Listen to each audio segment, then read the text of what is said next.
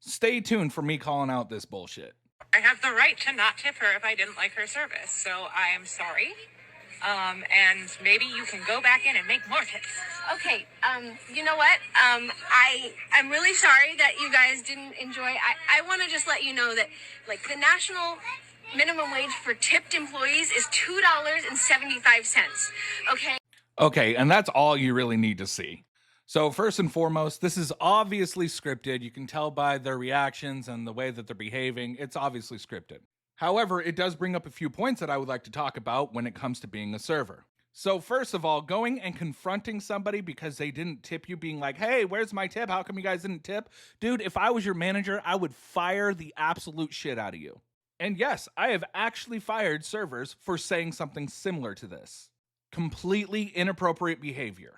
All right, but now let's get into the thing that I really wanted to talk about where, oh, nationally, servers are paid $2.75 an hour. Because there's truth to that, but there's not truth to that as well. Yes, typically servers are paid anywhere from $2.15 an hour to $3 an hour. However, there is a massive stipulation to that. If a server does not make at least minimum wage for hours worked in tips, the restaurant will have to cover that. Okay, so let's say that this restaurant's pay schedule was once a week, so every employee gets paid once every single week.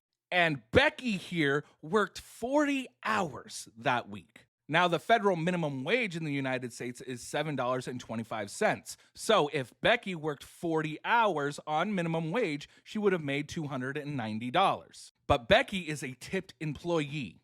The only way that Becky would only make $2.75 for those 40 hours is if Becky made in tips $290 or more. Okay, so now let's flip it and let's say that Becky only made $200 in tips for those 40 hours that she worked. What happens then? Well, that restaurant would be liable to pay that $90 to Becky. At the end of the pay period, no matter what your job is, you have to make at least $7.25 an hour because no business ever is allowed to have slave labor. And if it falls under $7.25 an hour, that would count as slave labor.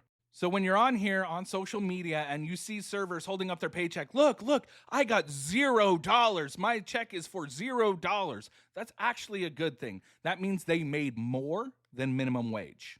And to all you servers out there, stop trying to guilt trip people into giving you their money. You know and I know tipping is not mandatory. You know and I know we have both turned down management positions because the money is better as a server.